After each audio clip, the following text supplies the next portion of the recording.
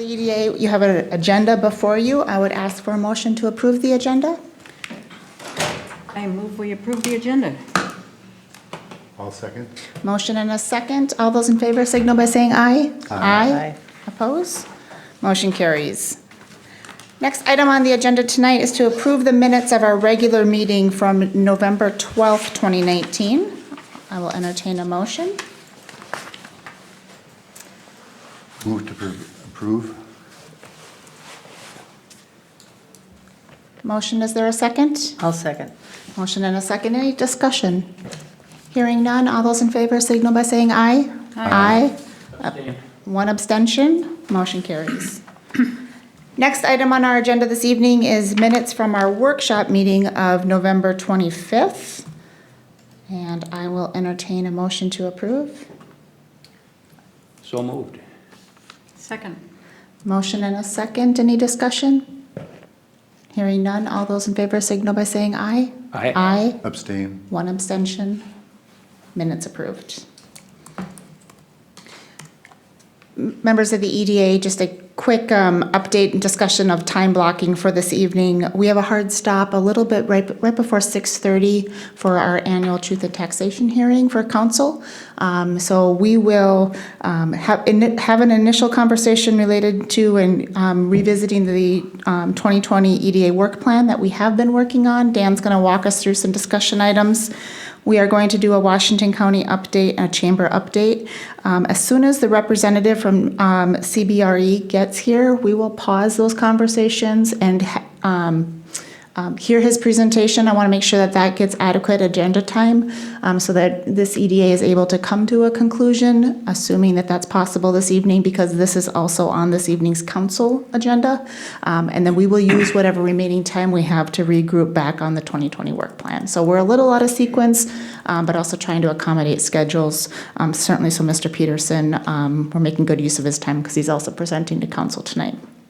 So with that, and if you will allow us to be fluid in our timing this evening, Dan, you want to get us kicked off on the work plan discussion? Absolutely. President, members of the EDA, we have kind of the last goal left of the work plan. Just to kind of give a quick summary where we were, this will be the third meeting we've had on the 2020 to 2022 work plan. The first meeting, kind of the summary there, we took the goals down from 7 down to 5, kind of focus on what are the 5 goals for the next 2 years. Started diving into some of what are the action steps and deliverables during that meeting. Spent last meeting going more into the goals. If you recall, we kind of bounced around a little bit between the different goals, which is totally understandable when you kind of have the variety of different topics that are being discussed. So we bounced around between goals 1 and 2 and 4 and 5. So figured that we had pretty good conversations on those goals. As part of that conversation, goal 3 did get overlooked. We did not give goal number 3 time to kind of have a conversation there. So kind of tonight's the goal would be to go through goal number 3, kind of focus in on there.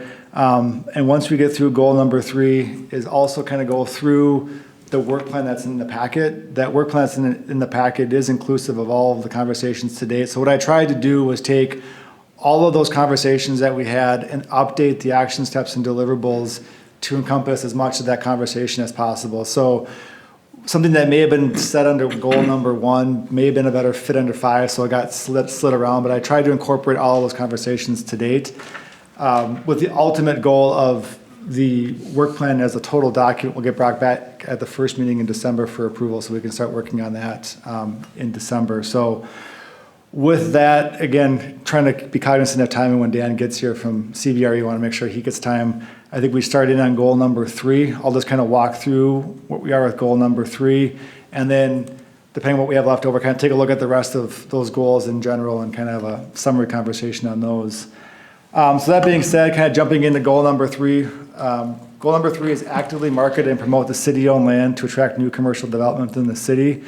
This actually dovetails extremely well with what Dan from CBRE is going to be talking about. So I wish I'd said I planned that, but this is actually was just one of those kismet things that kind of lined up. But so there, the first action step that we have is to evaluate the listing agreement and market position for the publicly owned parcels located within the city's business park.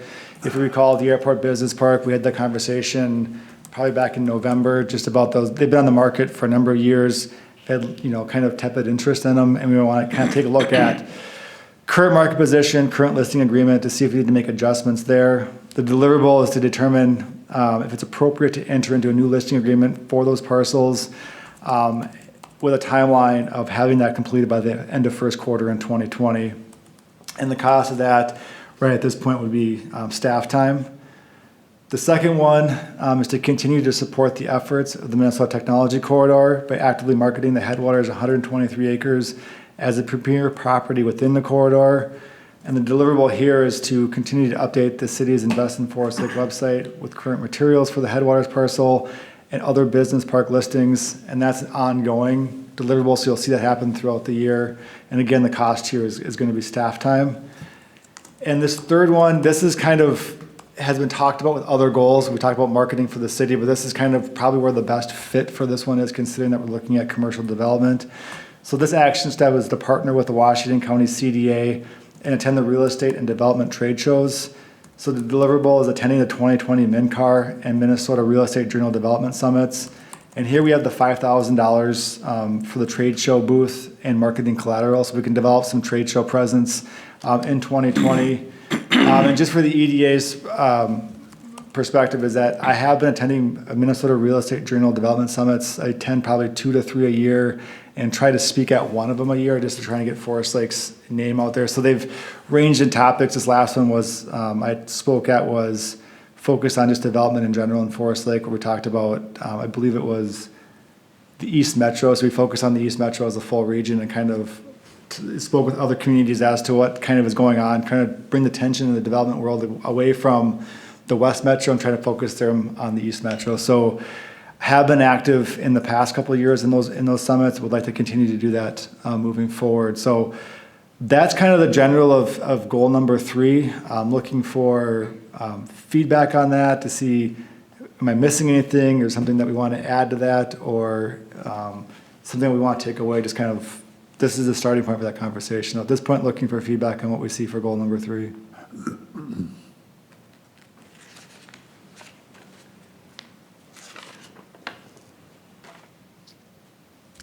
Just if I could clarify one item. The marketing that might be taken on by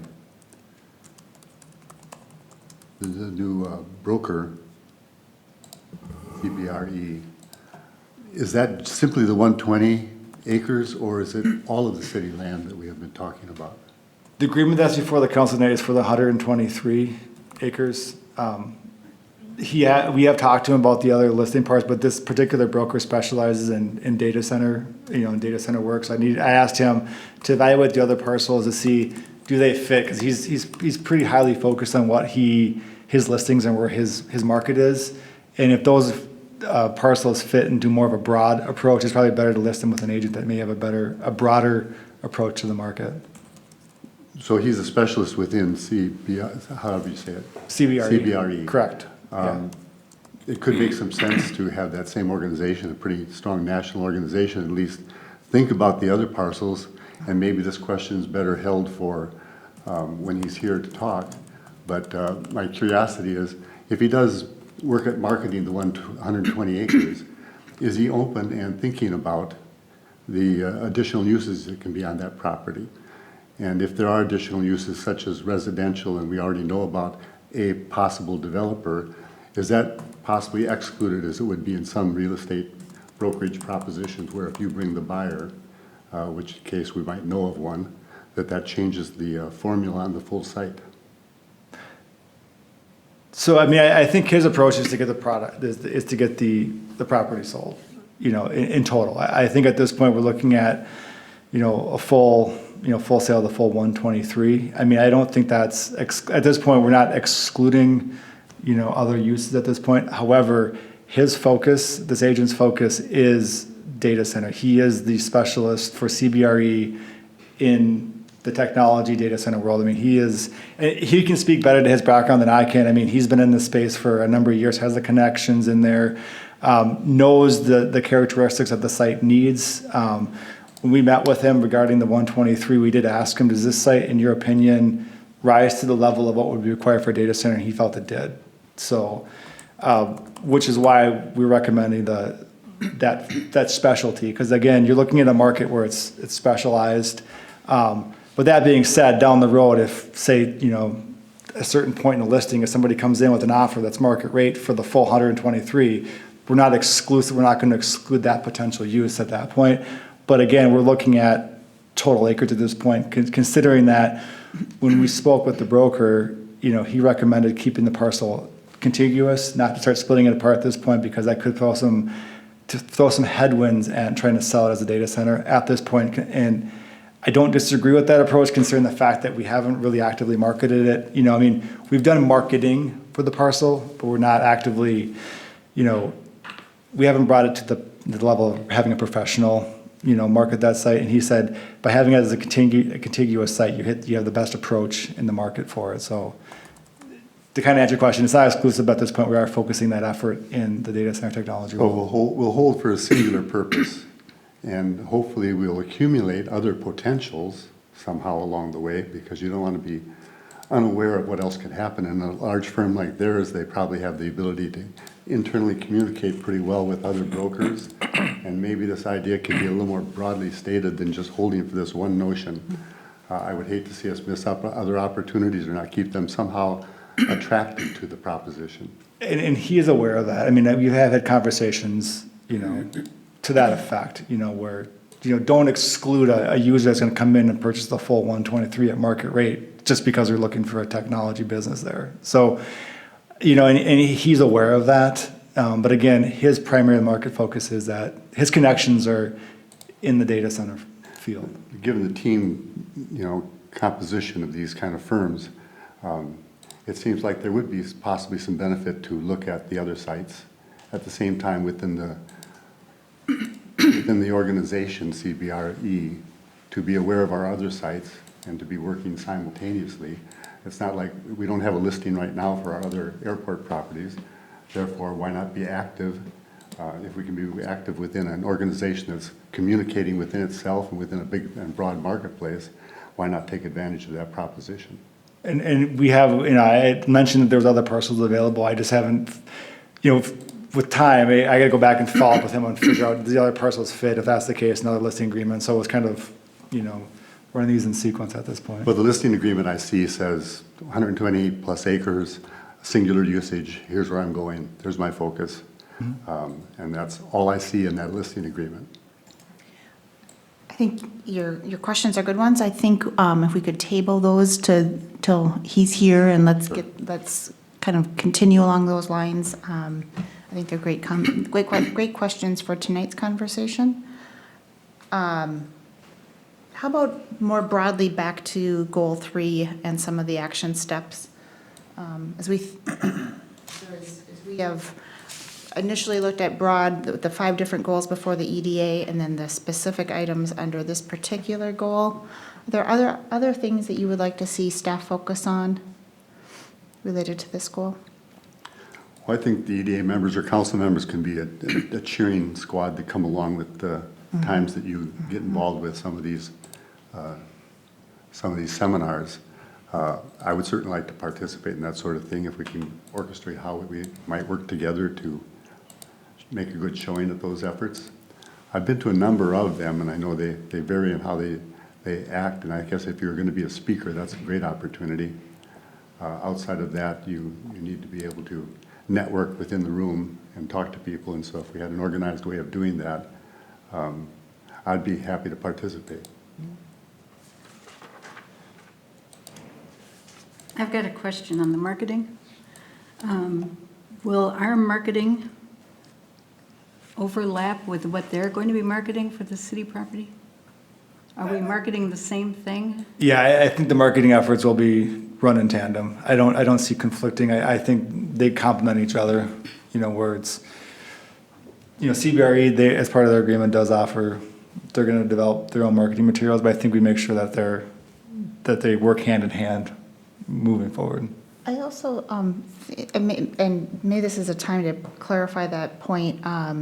So when I read action step, partner with the Washington County CDA and attend those trade shows, my perception is that you're going to those events with a broader umbrella.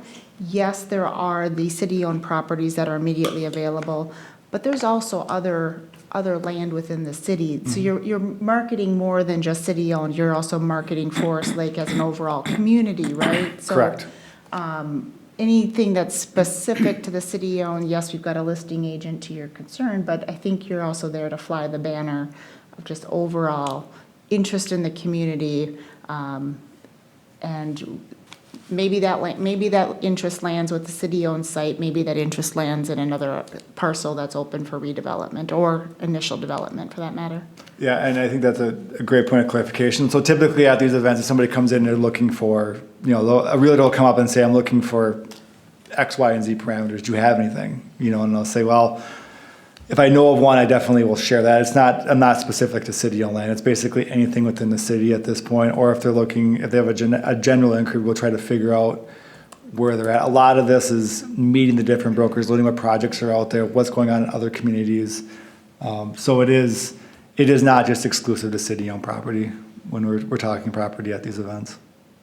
So then to that point, maybe renaming this goal or having different terminology to the goal instead of city-owned, maybe all commercial property in Forest Lake or something, as opposed to what the goal says to promote city-owned land?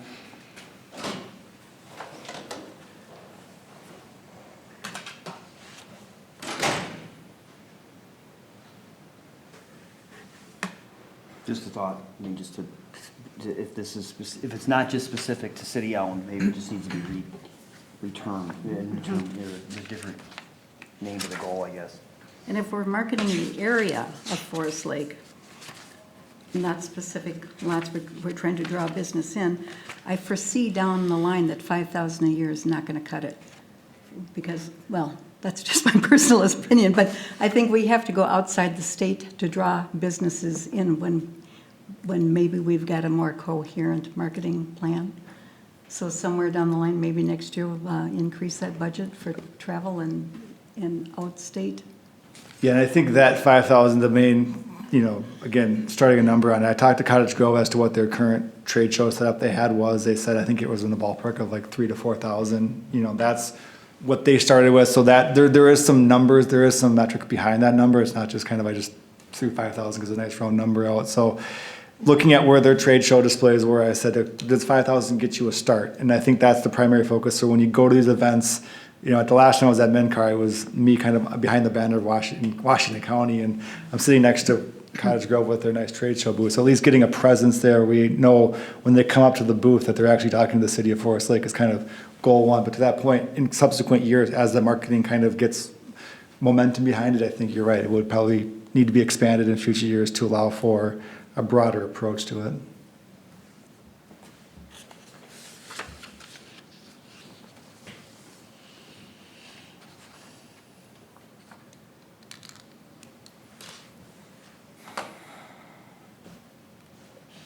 Dan, this is a little bit in the weeds, but I wonder if,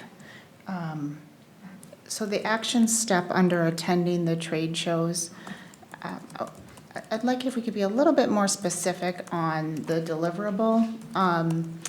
Yes, there's certainly a especially as we start to attend multiple of these.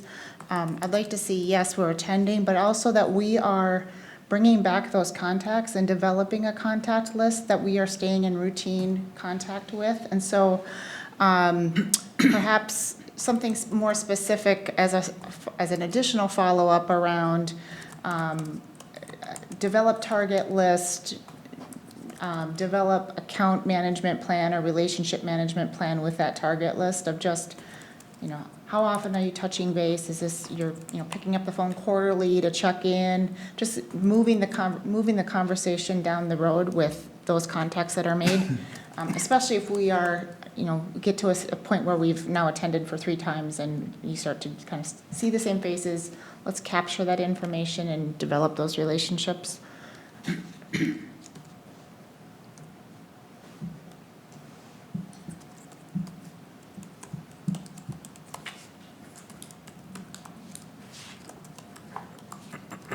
Any other feedback items as you look to staff's effort? Well, adjacent, maybe it's beyond staff effort, but adjacent to that is the Kraus Anderson owned property. They own the balance that's east of the library, do they not? They are marketing under some kind of flag at this point. I don't think it's a CBRE, is it? I think it may be internally. I think I've seen a sign. I'm trying to recall what I saw when I drove through there. But there is a sign, and There is a they're an sign. active Kraus brokerage. Anderson has their own. Their own brokerage and their own realty and their own builder, and so they're moving down the line whether we're coordinating with them or not. There's also an independent private ownership marketing their property out there as well at this point in time. I'd just like to promote that there's be some kind of interaction amongst those three entities so that we are somehow talking and understanding who's knocking on the door. That's a good point.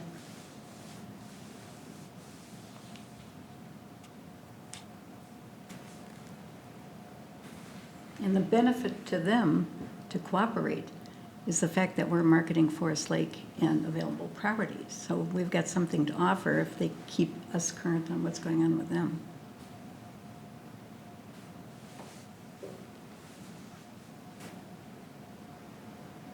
Does the city initiate something like that? The common conversation between these groups?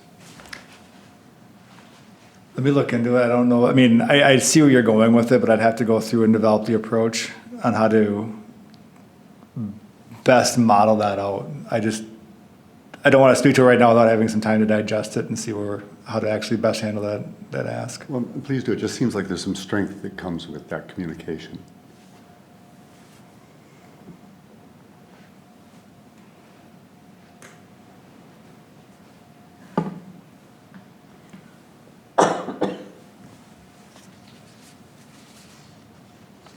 So since we've now walked through, so we've circled back to goal number 3, we've had discussion in previous meetings on the other goals. As you look at this work plan, I guess I have an open question of feedback for staff on where you would like to see additional detail or where we should have some additional consideration. I think the goal for this is to have staff finish filling in the details and deliver that work plan early January for adoption. So this is kind of that opportunity to make sure that we're focused in this next year on the items that members of the EDA want us to be focused on. As you've kind of had some time over the last month to take a look at this, any other areas that you would like to see either further built out, additions? My thoughts are pretty much just schedule oriented, so like goal number 1, the Convention and Visitor Bureau, and goal number 2, Downtown Revitalization Committee.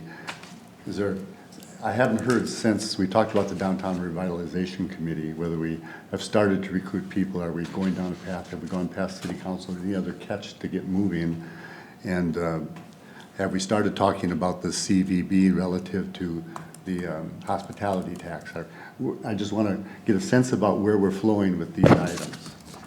Great question. Then you want to start maybe and? Yeah, I mean, I haven't sat down and like scheduled out or penciled out, all the timeframes into CVB at this point. I mean, main focus has been, getting this document here because I wanted to make sure that, look at the whole thing in totality, but if you look at the 2-year work plan there, if you start diving into each action step, I mean, each of these steps yields quite a bit of work to get done to get the whole thing accomplished. And I wanted to make sure that what's in the whole work plan is, accomplishable over 2 years. But to that point, I mean, once we get this, and it sounds like we're in pretty good agreement as to where this work plan is going to go, then that next, kind of take it down to the next level and start to say, what does the first quarter in 20 start to look like? And while I haven't gone through each action step and pulled out what the stuff is, I mean, there's been some rough scheduling that's happened, like talking to Open to Business. Can they come in first quarter of 20 to give a presentation? They are able to. I don't know what meeting that's going to be. So the thought would be back in January when we go through for approval is to present, here's kind of what the first quarter's agendas would look like, realizing that there's 2 meetings a month, through the first quarter. What does that look like? How does these things sequence out to make sure that on a CVB, for example, how do we get that researched out? How do we get those, how does that sequence out from the approval side between EDA and council? How do we get the operating agreement in place? I mean, there's a lot of moving parts that need to get considered. So just start looking at, where do we sequence that in? How does that factor in? At this point, I don't have a full picture of what 20 looks like. I start to see a little bit of what the first quarter of 20 looks like, but I didn't want to dive into that level of detail and all of a sudden have the work plan item not be there. So I wanted to make sure my efforts were focused on what the EDA is looking to do. I guess, more specifically also, point out that the Convention Visitors Bureau, under kind of the discussion and the partnerships that have been talked about so far, there's a fair amount of partnership that has to happen with the chamber as well. And I know, Nanette, you and I have talked about next steps. And so certainly want to make sure that staff is coordinating with the chamber and that it's moving forward at a pace that's good for both. I think that's also a to be determined. You have a lot to look at, and it's even more impactful to the chamber as an organization than it is to the city. So let's make sure that those are coordinated, and I think that's a good schedule to come back to this group in January, so we can kind of set some expectations once the chamber's been able to take a look at it and say, here's when we think we'd be ready. Yeah, I agree with that. Thank you for considering. And then as it relates to the downtown, Jan, you presented to council as an update. If it wasn't in our last meeting, it was the meeting before. So you've received council feedback on the downtown working group? Correct, yeah. Do you want to kind of update on where we are? So it was presented, so the presentation that was made here to the EDA was basically repackaged and brought to the council so they're aware of what's going on. I mean, initial feedback was they were impressed with how far that committee had actually gone. Like, they thought that it would be a little bit more in its infancy. They were, I guess, excited to see that there was some start of a work plan for it, start of a thought, kind of behind, structure of it, meeting frequency, that type of stuff. So there was a lot of support on the council level to proceed with the downtown committee. Again, that's one that we're looking at probably first quarter of 20 is really diving into those minutia details on that one, getting that thing going, getting that, process going. Again, I've been trying to focus primarily on goals 1 through 5, deliverables, that side of it. Now the work begins on getting those next level down details. As it relates to your question on membership recruitment, I've stated several times and say it again, interested in hearing nominees of those who are interested. So if you have those that are interested, certainly pass them my direction. I've gotten a couple of nominations already, and that's something that staff and I, kind of between now and it's kind of appointment season, and so that's when we'll be taking a look and making a recommendation to come back to both this group and council for consideration. So those that are interested, certainly let us know, and we'll be doing some recruitment as well. Speaking of recruitment, maybe to find that 7th member of this panel as well. Yes. I'm not sure where that stands. On council agenda tonight for nomination, yeah. Leif Erickson is the member, so comes from Thrivent. He's got a strong financial planning background. Sounds like a good Scandinavian. And yes, perhaps, yeah. Excited to have him on, and that's pending on council's agenda tonight. So he will start in January, pending approval. So good to have this group back at full strength. So just kind of going back to kind of summarize the work plan, I mean, anything that's in here that you saw that overall that we don't want in there? Or? Yeah, we've heard a little bit of things to do more of, anything to do less of, or anything of a change in direction. Anything that comes to mind?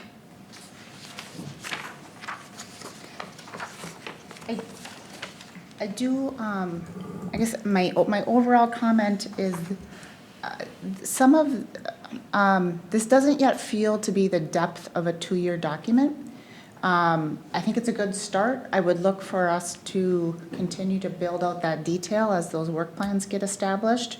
But sitting where we are today, goal 2, I think the items on the list are a good place to start. For just to use as an example, I think I would hope that let's get 6 months in and that work plan is more detailed. And so I'm comfortable as these are good next steps. But I would, if that's the case, we're looking at this as a working document with some revisions, because we are going to run out of runway and we're going to find additional areas of detail that we will want to consider. It's just my personal opinion.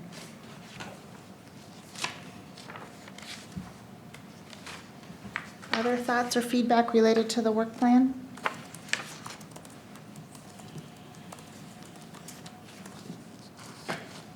Okay, so Dan, do you feel like you have what you need from this group for next steps? I do. I will get these wordsmithed up a little bit, just make sure the language is cleaned up, do some edits to it, and then I will get it back for the first meeting in January for approval, and I'll also start to do that rough outline of the first quarter action items, so we can start to look at what the agendas will look like for first quarter, so the EDA is kind of aware of that.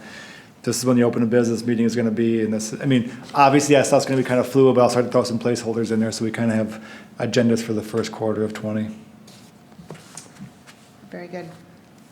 Well, great timing and great transition. Consideration of the real estate listing agreement is, we're going to skip to that portion of the agenda. I believe Mr. Peterson has joined us. Dan, I'll let you do a quick introduction. Yeah, this is Dan Peterson from CBRE. He's the agent that we're making the recommendation to list the Headwaters 123 with. I'll have him kind of go into his background and as it relates to data technology. But one thing I just wanted to bring to the EDA's attention, if you recall, we had that, I talked about that meeting with Great River Energy where we went through and kind of did almost like a shovel-ready analysis of the site to see where does this site rank in terms of readiness for data center usage.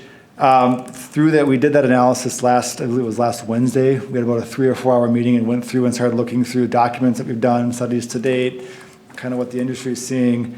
When we went through the analysis, it scored really high, fairly well in terms of where it is in marketability. Great River Energy recommends, they have a 110-point scale that they rate these sites on. They say if it's 70 or better, they say that's a great fit.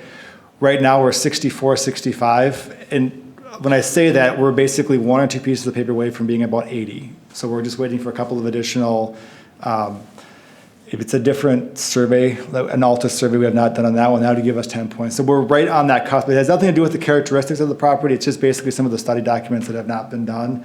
But when I talked to Great River Energy, we said, what do you think of this one as a site? And she said, it fits all the qualifications, is a good fit in her estimation. So even going through all that level, she was impressed with the work that was done to date. So a couple of those ones I would also argue we should get more credit for from some of the work that was done, but they were fairly conservative. So we came in 64, 65, but I think we're easily a couple more studies away. We're at the 80 or 90 qualification. So it was a good analysis to have done. So that's just the latest background there. I think right now I just have, Dan get up and just kind of go through his background, what he kind of sees, on the site, and a little bit more about himself.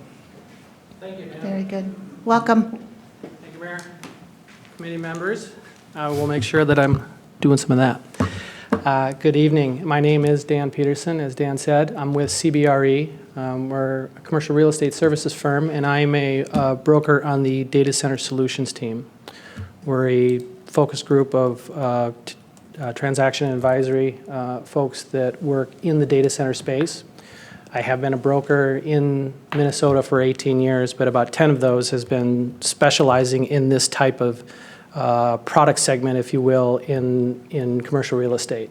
So everything from land sites that we're talking about in this case, I've been involved with a number of those in this market and others. And as part of my team, we work also on other aspects of data center projects from disposition, sales, leasebacks, co-location agreements, everything related to data center or heavy infrastructure, mission critical real estate is what is in our practice group. Drawn to this for some of the same things that Dan has mentioned, the site work that you guys have done previous to our discussion has, I would say, attracted a potential audience that I think with our help can really highlight its ability to get in front of that smaller segment. This is a international group of everyone from site selection professionals that are consultants, firms like ours, construction groups that certain data center builders prefer to use in their projects, and we work with those kinds of groups throughout the country on a regular basis. And so as the discussion kind of progressed with Washington County and folks like Jekyll at Anoka County, it kept coming back of how do we get this site on the list? And when we talk about the list, we talk about site selection from either the enterprise or the cloud providers, groups like that that want to do national searches, and they will look at a particular region. And in our case here in Minneapolis or Minnesota, there are a number of reasons why folks have been attracted here in the past. However, many times we're competing with other areas, whether it be Dallas or even Iowa or other areas that have tax incentives, and they have a long list of sites that may also look in similar fashion, similar amount of acres, similar amount of other attributes of the site, the risk profile, the network, the things that make these conducive sites for development. But we want to continue to try to keep that dialogue going so that we stay on that list further in the process. And so without going further into what we would specifically do, I want to kind of open it up for any questions that you might have about myself, our firm, or how we would approach working with the city on this site. Terrific, thank you. Members of the EDA, what questions do you have? Well, I would pose one. I posed it earlier here before you arrived. Just a curiosity about how we can set this up. You have a specialty, and you're looking at this site as a total inclusive site focused on that specialty. I'm wondering within your organization if you team regularly so that, you know, who knows how this specialty will turn out, and who knows how many acreage will require the specialty to require. And I don't want to lose track of the other potentials that are, you know, floating around on that potential property. How would you approach that so that the specialty isn't the only thing on the radar, but that has an opportunity to really accumulate all the other potentials? We even have people that have knocked on the door of that property saying, we'd like to develop X, Y, and Z. And so there are known developers already that the city's aware of. How do we hold all that in play while you pursue the specialty? We do that a few ways, actually. So one of specifically would be who I, in my own firm, would probably partner with on this. And so because I'm a specialist in this segment, but also have been a broker for 18 years in this state, I've worked on a number of different other types of projects. And so at CBRE, I have a land specialist that I would probably also put as a partner on this with me, or at least put this property in front of them so that if they have end users that is, whether it's another use, could it be multifamily, could it be industrial, could it be another technical user that isn't specifically a data center. Those folks within our group would also be incentivized working with me to be able to promote the site. Secondly, just as a commercial broker in this state, there are traditional listing services that this land would be listed on, and we would promote through those channels. Those would go out to all types of property users and other brokers that work with other types of property users. So the specialized data center focus that we're talking about is really an execution of a component or a campaign of the component that allows me to bring it to a larger audience outside of the traditional regional commercial real estate audience. So we look to catch that lightning in a bottle where we're talking to national users or even local users if it's an enterprise group that might be looking in the Southwest market to build a data center. We want to make sure that they know the positive attributes and the partnerships that are behind this site if they're only looking at it from a listing service. Because we have the technical acumen and then those materials with it, we can have that more dynamic conversation. However, if there is just traditional industrial users that want to understand that this inventory is available and they may want to approach the city to talk about that, we're not negating that, nor are we taking that off the plate when it comes to the traditional marketing channels that commercial brokers use. When I read the lease agreement, or the agreement to be a leasing agent, it felt very specialized and it didn't feel like it was that team. I guess I was looking for that kind of a statement that we broadly will market this property, but we are focused on this one outcome. That one outcome will prevail over all others if it needs to, but we don't know the timing on how this will really work out over time. You have a year, I guess, to accomplish that. There are other marketers in that area as well for property that's adjacent. one might be private, one's a corporation. You typically coordinate and work with them and around them, so if there's an awareness of what might be showing up, that you all have the same kind of sense of what's knocking on the door? To a degree. I mean, this market especially, there's a high degree of collaboration between commercial brokers and professionals, and so there's an awareness to the degree that a competing firm would be trying to court a certain end user. They may not be as fully transparent about that. However, there is between colleagues and competitors, there's a certain degree of general awareness of who's in the market and what's happening. It's the similar reason why I think Dan and others have approached me to be a part of this, because the same kind of thing prevails in my audience, in the data center audience. It's a rather, I won't say it's selective, but it is a smaller subsegment on a larger plane that continue to know who's in the market, who's working with who are the gatekeepers to those end users, those kinds of things.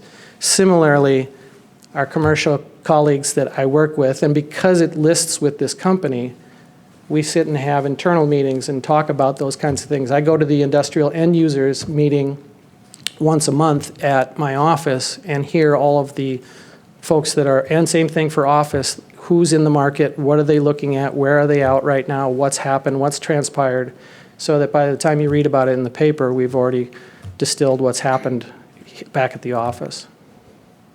Well, just to finish my redundant statements that I hit these people with, we have other properties, the airport industrial properties and such. Is there an advantage or a real reason to think about, I don't think that has a listing agent at this point in time.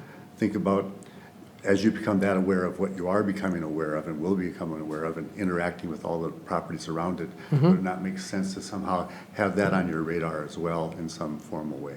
I think it would, especially, as I said before, I would have a land broker incentivized in part of my campaign in my project. Again, the objective here is for us to realize, in my thought process, the highest and best use, which is to develop a large-scale data center.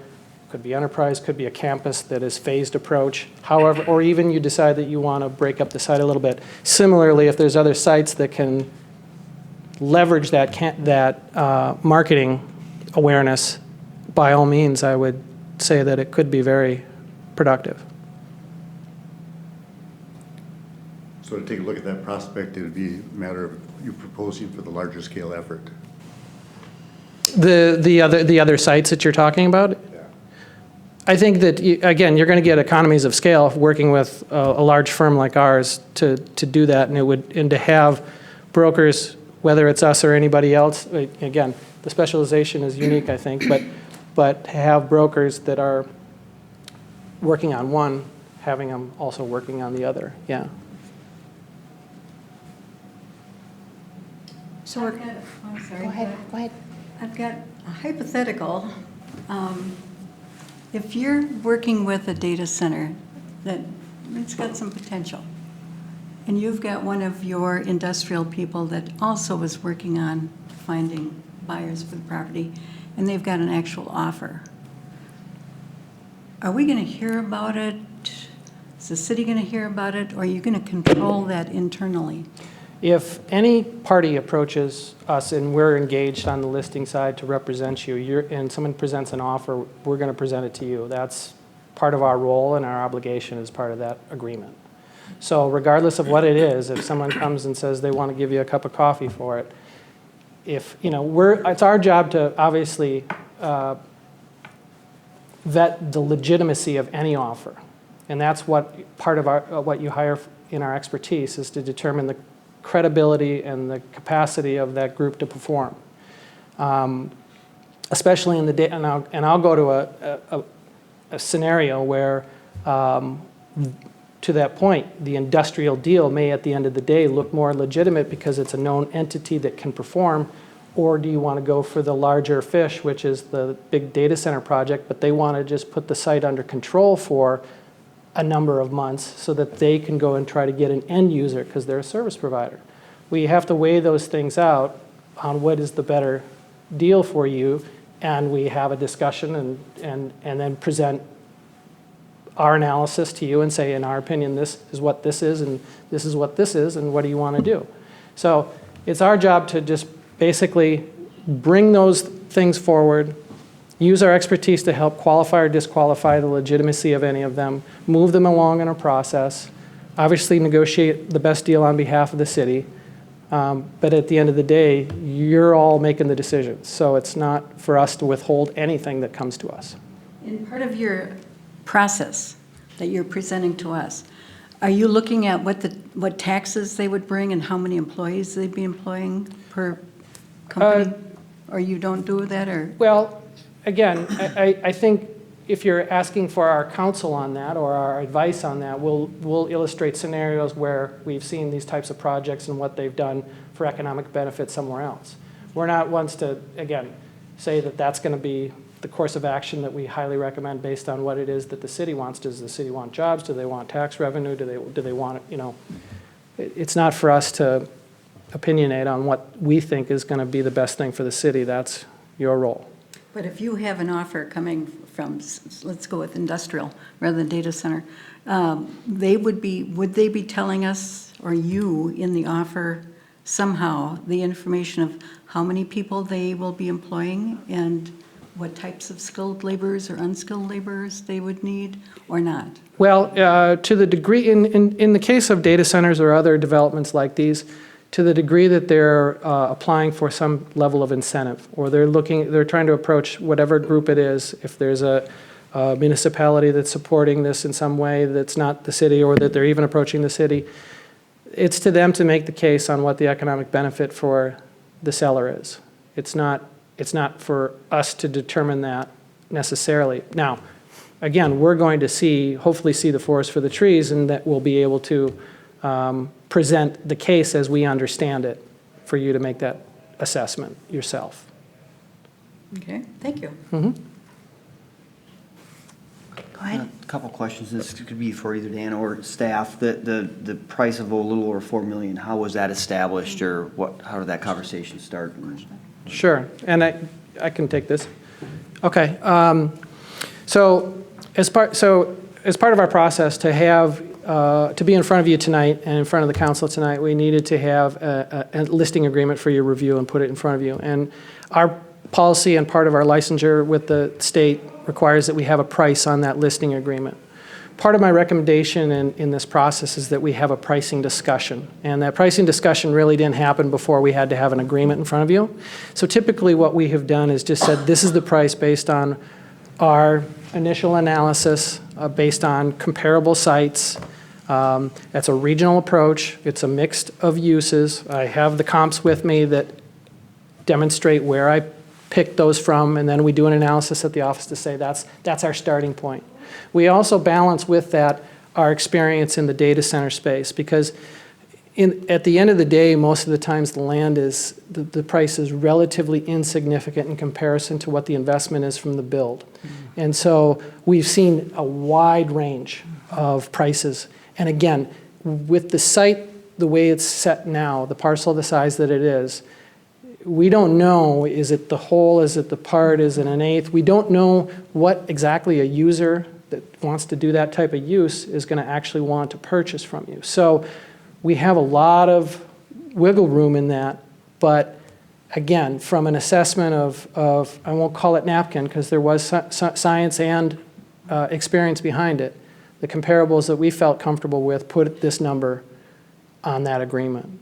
And that also had a TBD with it. Just to kind of clarify that too, when we had that number that I met with that workshop with Great River Energy, and we floated that number out to Great River Energy, so does this number, where does it match up? And they were like, that's right in line with what they saw everything else. It was not like they didn't drop their jaw and were shocked. They said that was in line with what they've seen.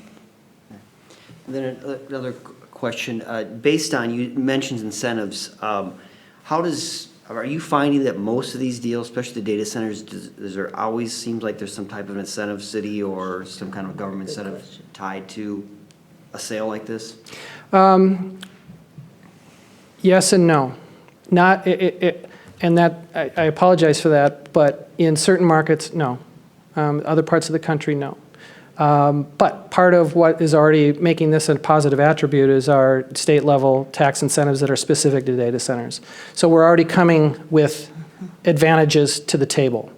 I've been involved in land sales in other markets here that have had the municipality participate in providing a TIF.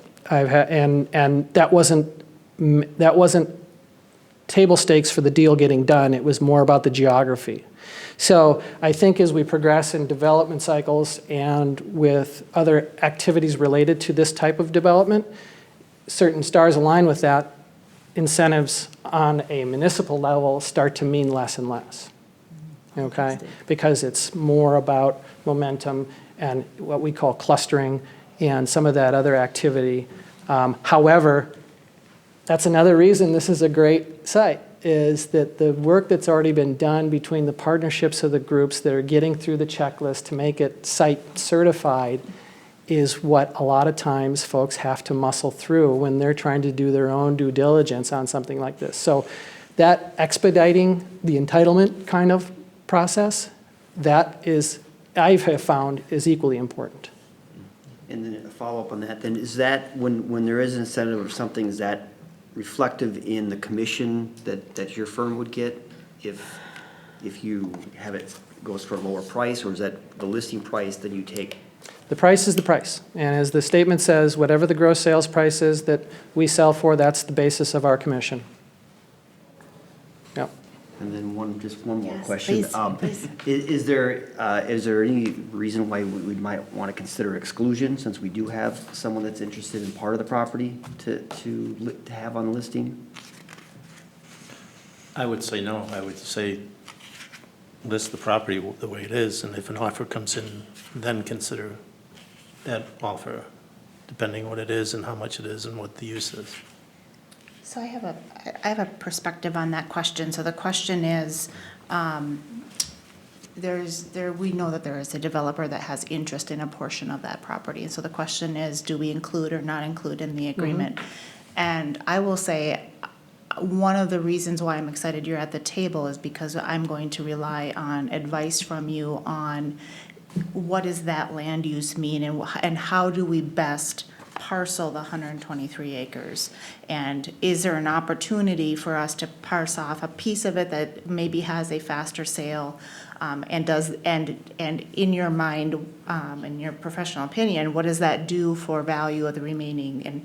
And so I can appreciate there's maybe some motivation to parse that out, but frankly, I want some professional assistance in making that determination. And when I'm deciding on, do we keep these as 123 continuous parcels, or when do we break it up and how do we break it up?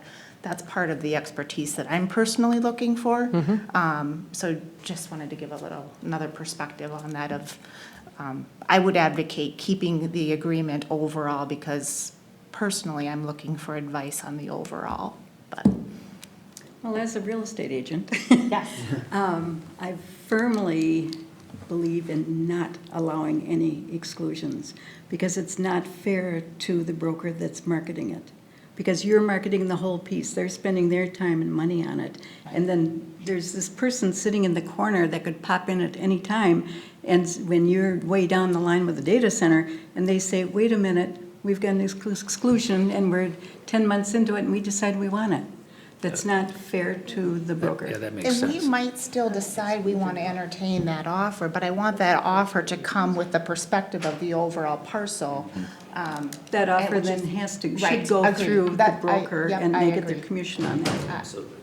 I agree with you. We just got to make sure it's a good fit, one way or the Right. other. Yep. So I agree with that. And, but it was a good question. I'm glad it got brought up, because I had that kind of in the back of my mind here. So thanks, Blake, for bringing that up. Yeah. So it's an important issue, especially with some talk that's been going on here the last couple of weeks. So Right. thank you. quick time check. We are almost to 6:30. And we have maybe time for one more question if there's any further questions. And then I'm looking for some advice from the EDA. Are you prepared to make a vote? And your vote tonight would simply be a recommendation to council. I know council is interested in your feedback. And if if we're able to bring this to a conclusion, happy to do so tonight. If you feel like you need more information, that too is good information for council to take. I am open to feedback on your thoughts for next steps. It seems like the process is a presentation for a finite job at council.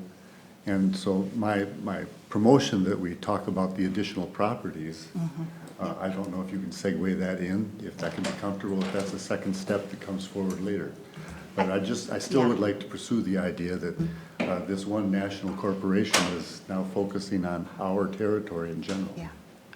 I also agree with that perspective and am happy to entertain a broader, a second listing agreement when we're ready to do so.